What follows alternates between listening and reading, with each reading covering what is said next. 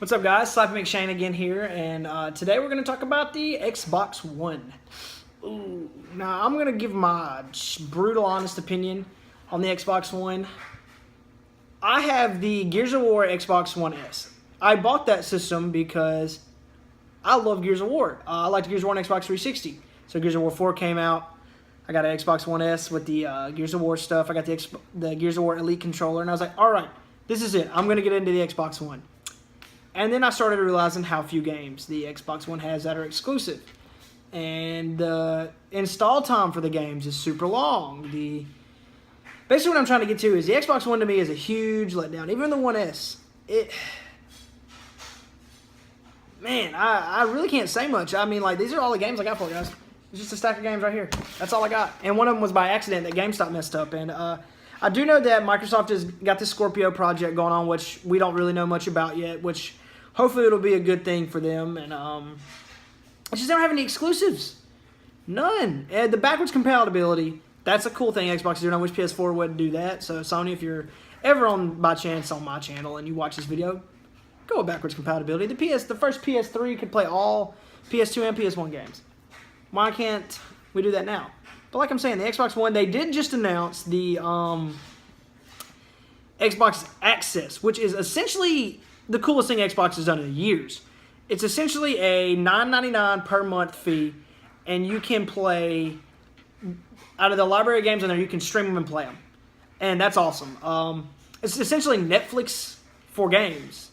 That's something that we, as gamers have always kind of thought that'd be something cool, but maybe can bring the Xbox back. I'm going to show you the few games I have for the Xbox One. I'll talk about them, and I'll go over some of them, and we'll, I guess that's all I can really say about the Xbox One, man. There's not a lot I have positive to say. It collects dust on my shelf over here, guys. Like, I played Gears of War 4 and beat it. It's just a dust collector. But, all right, let's look at the games. All right, guys. The first game I have for the Xbox One is, let me flip my stuff over. Cool. I only have this on the Xbox One because it was cheaper on the Xbox One, and that is, I think in another one of my videos I talked about how I'd gotten into the BlazBlue series, and I wanted to pick this one up. It was only like $14 for Xbox One, or like $30 on PS4, and I looked it up to make sure there were no different features, and there weren't. It was just selling cheaper on the Xbox One. So I picked it up on Xbox One. I've talked about these games before, a lot of the same. Fighting game, I really like the anime style of it, so check it out. Another situation to where I got Divinity Original Sin Enhanced Edition on the Xbox One. This was $13 at Walmart, y'all. I don't know if they were clearancing out some stuff or really what was going on. $13 for Divinity Original Sin Enhanced Edition. I paid I think I paid like $60 for this on the PlayStation 4, and I traded it in for a good bit one time when I think when I was trying to get something more valuable at the time. But I got this back. It plays just as good on the Xbox One. It's just that install time, man. It takes a very long time. Just keep that in mind. This is a game I really was looking forward to, and I actually got the collector's edition of this, and that was The Division. I ordered this on PS4. GameStop sent it to me on Xbox One. That sucked. But I got to watch everything that comes with it. I really enjoyed this game. I really think Ghost Recon, Ubisoft, is it EA? I think Ghost Recon, the new Ghost Recon game looks like this, but in the woods.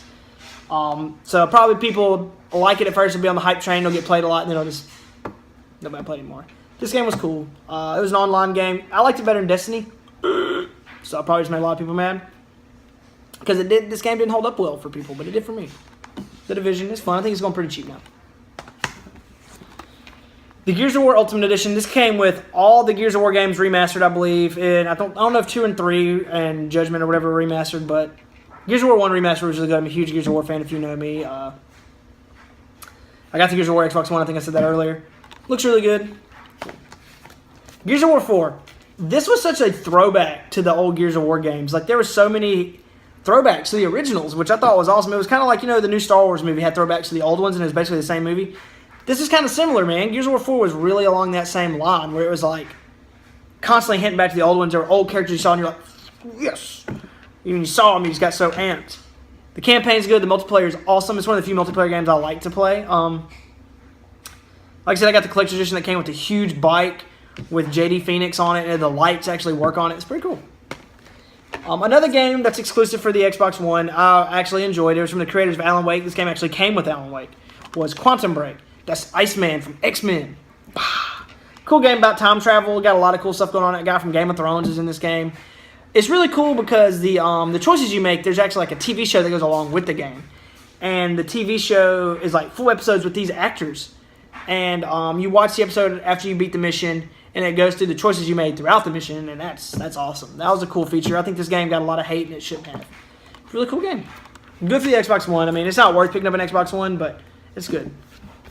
An Xbox One exclusive that I thought was cool, I also got the collector's edition of this, was Recore. I like the customization. You can do this little robot. People hate this game, but I really enjoyed it. It was a platformer, man. Like, it was old school. It came with a lot of cool stuff. Like, the Steelbook with the collector's edition was cool. You actually get these robots to be on your team, and you can upgrade them and stuff.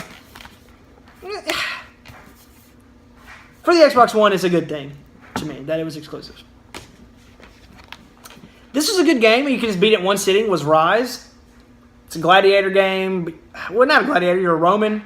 A lot of cool stuff's going on. You're telling the story of this Marcus guy. You can beat it one sitting, but I still really enjoyed it. Another Xbox One exclusive, which recently Insomniac has stated that Sunset Overdrive is going to continue with or without Xbox because Xbox is making no motion to even pursue the sequel. And this game was really good. It's laugh out loud funny, man. I just said laugh out loud. Okay. Well, let's just keep going.